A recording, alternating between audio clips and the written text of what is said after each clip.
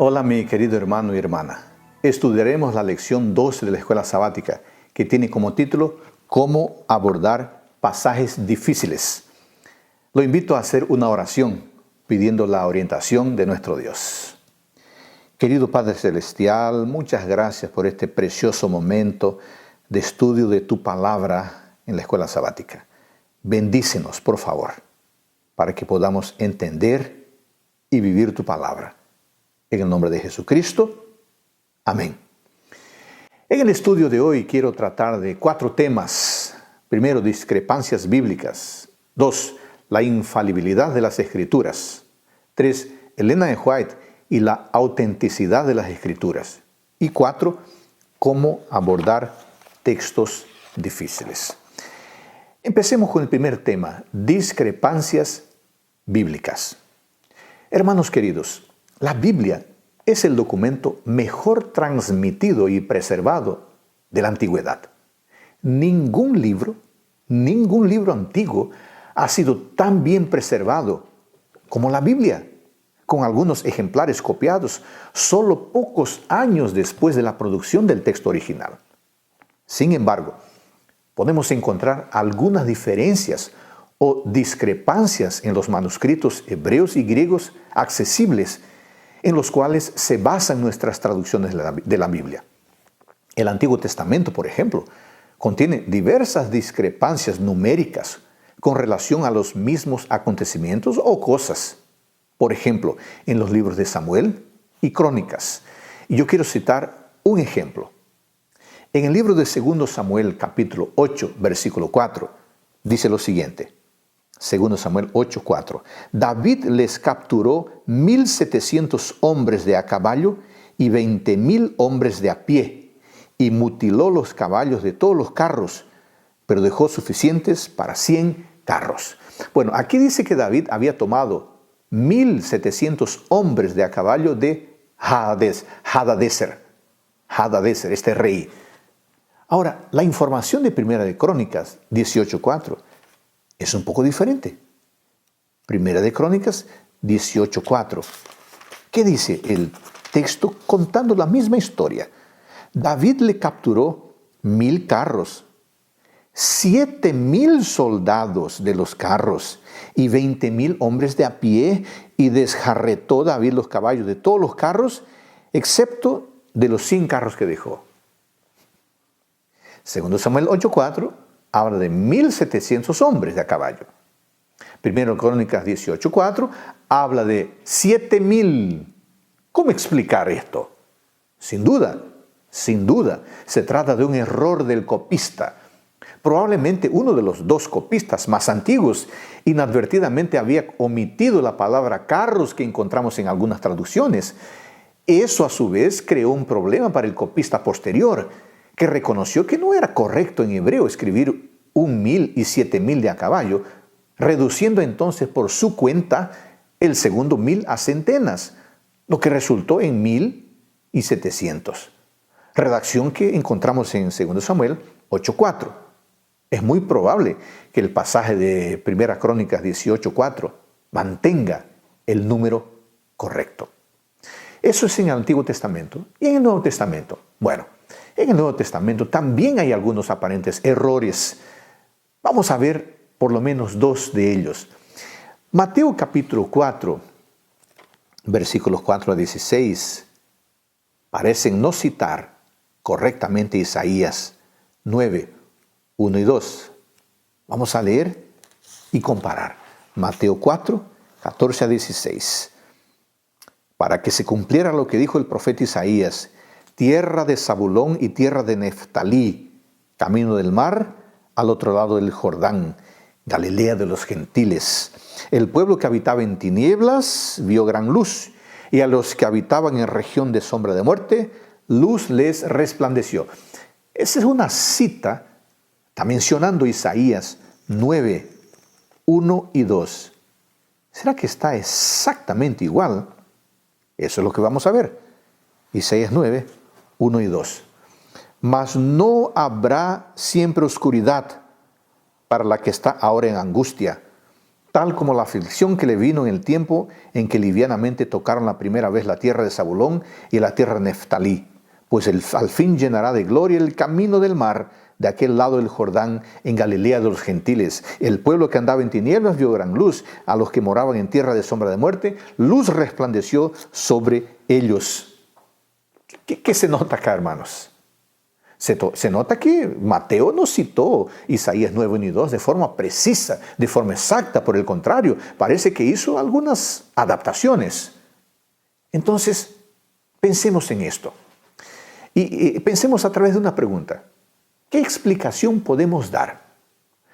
Considere lo siguiente, amigo. Para que haya fidelidad al texto citado, no es necesario usar exactamente las mismas palabras. Mateo no distorsiona el sentido del pasaje de Isaías 9, 1 y 2. Simplemente lo condensa, lo resume. Parafrasear con fidelidad no es distorsionar.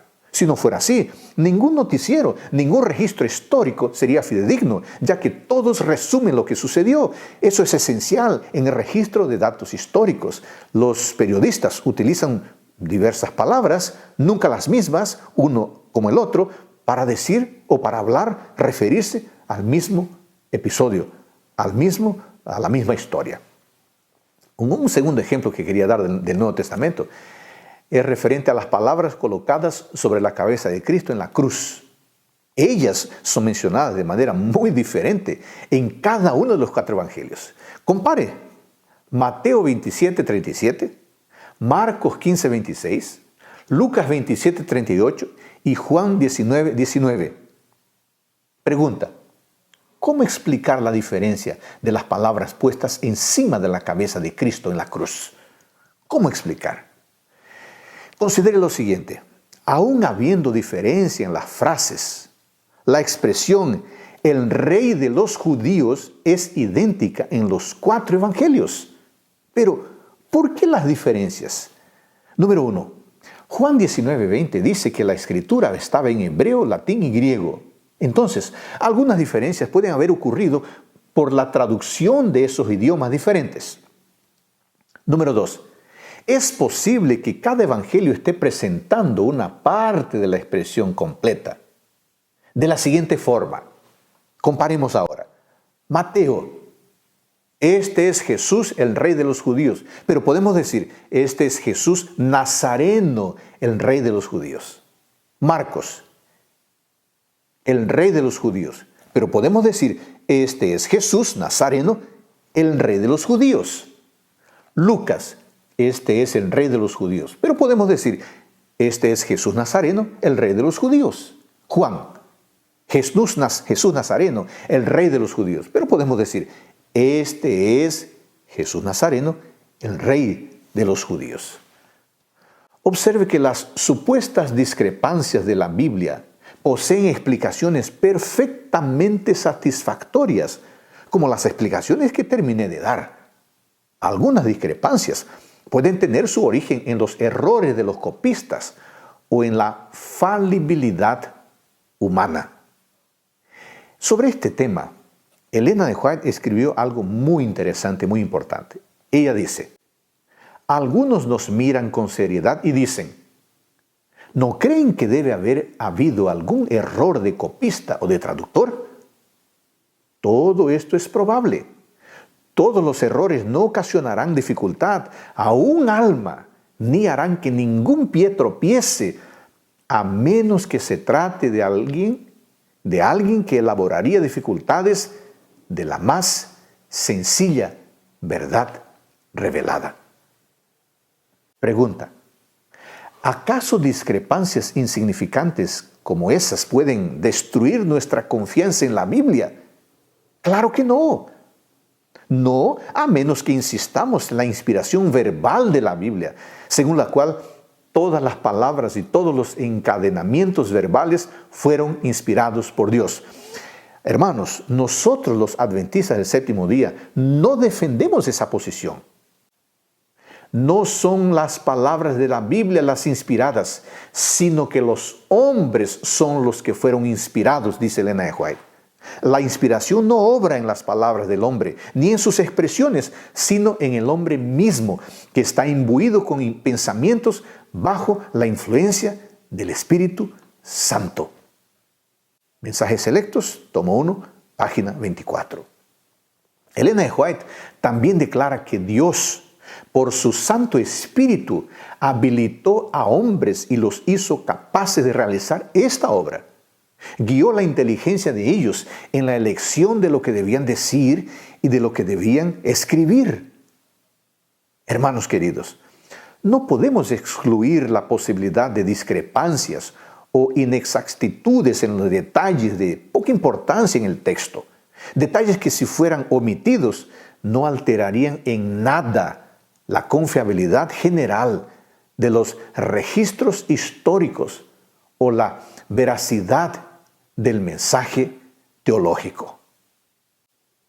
Bueno, ahora tratemos del tema número 2, del tópico número 2, la infalibilidad de las Escrituras. A pesar de las imperfecciones o discrepancias bíblicas, los adventistas del séptimo día creemos que las Escrituras son la infalible revelación de la voluntad de Dios. ¿Y qué queremos decir con esa afirmación? Dentro del cristianismo, la Iglesia Ortodoxa Oriental cree que los primeros 7 concilios eclesiásticos generales fueron infalibles. Los católicos romanos enseñan que el Papa es infalible cuando habla ex cátedra.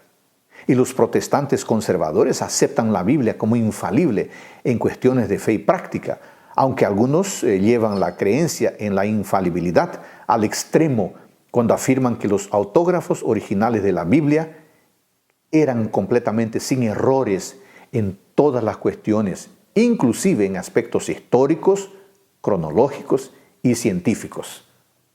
Nosotros, los adventistas del séptimo día, creemos en la infalibilidad de las Escrituras en el sentido de que Dios, por medio del don profético, hizo conocer su verdad y voluntad a la humanidad y lo hizo sin errores.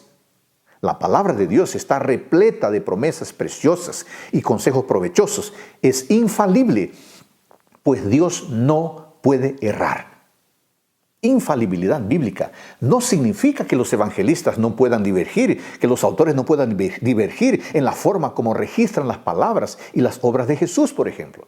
Así como los testigos en un tribunal describen el mismo episodio de manera diferente, los evangelios presentan versiones ligeramente diferentes de los mismos acontecimientos.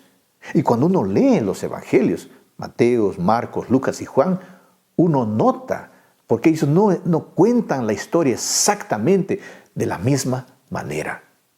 La infalibilidad bíblica tampoco significa que los autores de los libros bíblicos eran infalibles, que entendían todo lo que escribían o que no podían emplear informaciones generales o históricas al registrar los mensajes divinos.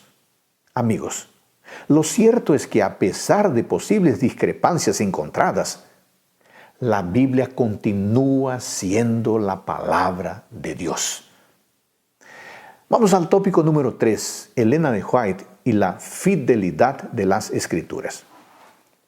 La señora Elena de White declaró repetidas veces que la palabra de Dios es un consejero y guía infalible y la autoridad infalible. Eso significa que ella creía en la fidelidad de la Biblia. Aunque defendía tenazmente la infalibilidad de la Biblia, la escritora nunca empleó las palabras inerrante o inequívoca. Ella dice: la Biblia no nos es dada en un grandioso lenguaje sobrehumano. Jesús tomó la humanidad a fin de llegar hasta el hombre donde éste está. La Biblia debió ser dada en el lenguaje de los hombres. Todo lo que es humano es imperfecto. Diferentes significados se expresan con la misma palabra. No hay una palabra dada para cada idea distinta, dice ella. A pesar de eso, el libro de Dios se caracteriza por su sencilla belleza, su veracidad infalible. Elena de White no divinizaba las Escrituras. Para ella, solo Dios es infalible. La palabra de Dios es una guía confiable. ¿Ok? Vamos al último tópico de nuestro estudio. ¿Cómo abordar los textos difíciles? Hermanos queridos, ¿qué hacer cuando nos encontramos con supuestas equivocaciones en la Biblia? Los escritores inspirados admitieron que en la Biblia hay algunas cosas difíciles de entender. ¿Se acuerdan de ese versículo? Segundo libro de Pedro, capítulo 3, versículo 16. Vamos a leer. ¿Qué dice? Segundo libro de Pedro, capítulo 3, versículo 16. Pedro está hablando de Pablo, segundo Pedro 3, 16, y dice así: en casi todas sus epístolas, hablando en ellas de estas cosas, entre las cuales hay algunas difíciles de entender, las cuales los indoctos e inconstantes tuercen, como también las otras escrituras, para su propia perdición. Los escritores inspirados, aquí tenemos el ejemplo de Pedro, admitieron que algunas cosas son difíciles de entender. En verdad, de acuerdo con lo que ya hemos dicho, existen en el Antiguo Testamento y en el Nuevo Testamento algunas discrepancias. Los estudiantes aplicados han reconocido a lo largo de la historia el desafío de entender esos pasajes complicados. Aunque muchas discrepancias y contradicciones desaparezcan después de un examen minucioso, algunos problemas persistirán. Admitir con franqueza que tales dificultades son cuestiones no resueltas es muy diferente de afirmar que la Biblia contiene errores categóricos. Esta actitud constituye un juicio de valor sobre la Escritura, al paso que la anterior, demuestra que el lector tiene conciencia de las limitaciones del entendimiento humano, de sus limitaciones, y reconoce que los seres humanos no son omniscientes, sino que dependen de información adicional y de la iluminación del Espíritu Santo para discernir las cosas espirituales. ¿Qué hacer delante de pasajes difíciles? Algunas orientaciones. Primero, identificación de dificultades. Al encontrarse con dificultades en las Escrituras, conviene recordar que los llamados errores no resultan de la revelación divina, sino de las interpretaciones erróneas dadas por los seres humanos. Resaltamos que las muchas opiniones contradictorias con respecto a lo que enseña la Biblia no surgen de ninguna obscuridad del mismo libro, sino de la ceguera y el prejuicio de parte de los intérpretes. Los hombres ignoran las sencillas declaraciones de la Biblia para seguir su propio raciocinio pervertido. Algunos de los supuestos errores encontrados en algunas versiones de la Biblia pueden ser resultado de traducciones equivocadas o desviadoras. Lo ideal sería que los lectores tuvieran conocimiento de las lenguas bíblicas a fin de estudiar las Escrituras en hebreo, en arameo y en griego. Pero como eso no siempre es posible, una alternativa puede ser comparar diversas traducciones dignas de confianza antes de llegar a alguna conclusión. Versiones bíblicas parafraseadas como The Clear Word o El Mensaje no son traducciones, por lo tanto, no deben ser usadas en el estudio de la Biblia, aunque puedan ser provechosas para la lectura devocional. Pero si quieres un estudio analítico, preocupado en comprender cada palabra, definitivamente es mejor utilizar una Biblia formal que tiene una traducción equivalente de palabra con palabra. Otro elemento importante para lidiar con pasajes difíciles de la Biblia es la integridad, rectitud. Cuando tratamos con pasajes difíciles de la Biblia, hacemos bien en abordarlos con entera sinceridad. A Dios le agrada la rectitud, la integridad. Ser sincero implica, en primer lugar, admitir que la dificultad existe y no intentar oscurecerla o evitarla. Una persona sincera posee mentalidad abierta y receptiva al mensaje y al contenido estudiado. La sinceridad incluye también la buena voluntad en utilizar métodos apropiados de investigación. Para explicar y entender las Escrituras de manera adecuada, no podemos emplear métodos con presuposiciones seculares fundamentados en premisas ateas, falsas, que van en contra de las Escrituras. Y el método crítico histórico es un problema en ese sentido porque limita la Biblia diciendo que apenas es una literatura y le saca toda su característica sobrenatural. Un tercer punto fundamental para lidiar con pasajes difíciles de la Biblia es enfrente las dificultades con oración. Aunque la oración no sustituye el trabajo arduo ni el estudio exhaustivo, en la oración confesamos nuestra dependencia de Dios para entender su palabra. La oración es una expresión de humildad al reconocer que Dios y su revelación son mayores que la razón humana y que nuestra comprensión. De rodillas podemos pedir la orientación del Espíritu Santo y obtener del texto bíblico una perspectiva nueva, clara, que no tendríamos si no nos hubiéramos sometido a las Escrituras. Cuarto aspecto para lidiar con pasajes difíciles. Explique la Escritura con la Escritura. Siendo que Dios es el autor por excelencia de la Biblia, podemos partir del principio de que hay una unidad fundamental entre las diversas partes de la Biblia. Esa presuposición sugiere que para enfrentar los aspectos desafiantes de la Biblia, necesitamos tratar todas las dificultades de manera escriturística. La mejor solución para las dificultades de la Biblia se encuentra en la Biblia misma. La mejor manera de explicar un texto bíblico es usar otro texto bíblico, lo que significa que tenemos que comparar la Escritura con la Escritura, teniendo en consideración el contexto y avanzando de las afirmaciones más claras a las menos claras. En otras palabras, los pasajes más claros iluminan las afirmaciones más difíciles de entender. En quinto lugar, amigo, sea paciente. Aunque todos los aspectos que ya mencionamos sirvan de ayuda al enfrentar con confianza cualquier dificultad que se encuentra en la Biblia, el método no siempre produce una solución fácil o rápida. Necesitamos estar determinados a trabajar pacientemente hasta encontrar la solución, no importa cuánto tiempo lleve ni cuánto estudio o reflexión exija.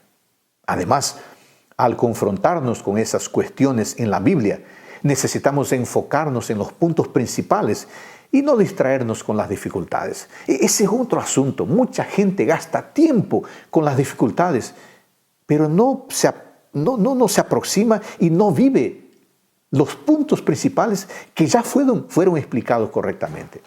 Pero en el caso de que algunos problemas persistan, desafiando hasta nuestros mayores esfuerzos, no debemos sentirnos desanimados.